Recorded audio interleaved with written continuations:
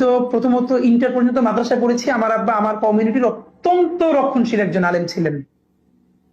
কিন্তু এর সাথে বলে রাখি, আমার আমার পুরো পরিবার পর্দা করে, এবং আমি আমার বাসা থেকে কালী মন্দির 1 মিনিটের দূরত্ব। দুইটা ঘটনা আছে খুব মনে পড়ে। একটা মা বলেছে এবং পরবর্তীতে শুনেছি, যখন বাবরি মসজিদ হামলা হয়েছে ভারতে, তার রিয়াকশনে বাংলাদেশের কিছু মন্দিরে হামলার চেষ্টা হয়েছে, বিক্ষুব্ধ মানুষ। আমার আব্বা হলেন আমার উপজেলা মসজিদের ইমাম সমিতির সভাপতি। ইমামদেরকে নিয়ে কমিটি কইরা আব্বা রাতের পর রাত মন্দির পাহারা দিতেন। তিনি মনে করতেন যে জালেম না, তার বিরুদ্ধে জুলুম করাও আর একটা জুলুম। কারণ ভারতে যে বাবরি মসজিদ ভাঙছে সেই তো এখানে নাই, সুতরাং সেইটার প্রশ্নে এখানে মন্দির হামলা করাও আর একটা জুলুমের বিপরীতে জুলুম করা যাবে না। এবং আমার বাপের এইটা করার জন্য কোনোদিন সেকুলার হওয়া লাগে নাই, এইটা তার ইমানি দায়িত্ব মনে করে করছেন। আমার মা এরকম একজন পর্দানশীল মানুষ, কিন্তু আমি আজকে বলতে পারি আমার এলাকার অনেক হিন্দু মাসে পিসির গহনা আমার মায়ের কাছে গচ্ছিত থাকে। এই জন্য তো আমার মায়ের কোনোদিন পুজোর নাড়ু খাওয়া লাগে নাই।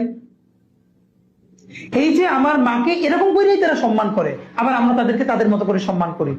এবং দেখেন বাংলাদেশে কি পরিমাণ এইগুলো নতুন সাম্প্রদায়িক সম্প্রীতি ছড়ানোর জন্য করা হয়, যা জীবনে লাগে নাই। আমার বাসার 5 মিনিটের দূরত্বে মিনিমাম 5টা মন্দির। আজীবন দেখে বড় হয়েছি, যখনই মাগরিবের আজান পড়তো বা কোনো আজান পড়তো, ওই সময়টা অনার কইরা মন্দিরগুলো কিছুক্ষণ ঢাক বাজানো বন্ধ রাখতো। আবার আমার আব্বা পুরো পুজোর 3 দিন 5 দিন সারাক্ষণ খোঁজ রাখতেন যেখানে কোনো ধরনের অঘটন ঘটানোর প্রচেষ্টা করতেছেন কিনা। কারণ মুসলিম মেজরিটির ইমানি দায়িত্ব হইল তার মাইনরিটিকে রক্ষা করা। সেই জন্য তো আমার বাপের গিয়া নকুল দানা খাওয়া লাগে নাই। এইগুলো ঢাকা বিশ্ববিদ্যালয়ে করানো হয়েছে।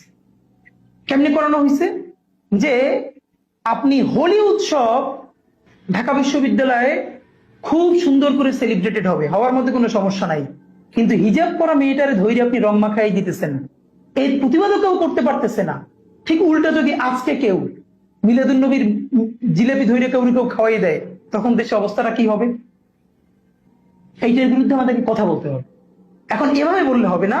আমি বরং যেটা উচিত, অন্তত গত 20 বছরে যেসব শিক্ষকরা গল্পে, লেখনির মাধ্যমে, ক্লাসরুমে, লেকচারে এই ফোবিয়াকে প্রাতিষ্ঠানিকীকরণ করছে, তাদেরকে একাডেমিকলি ডকুমেন্টেশনের মধ্যে দিয়ে এক্সপোজ করা দরকার।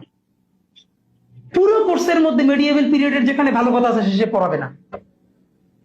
এবং আরেকটা বলি, বাংলাদেশের পাবলিক বিশ্ববিদ্যালয়ের শিক্ষকদের ক্ষমতার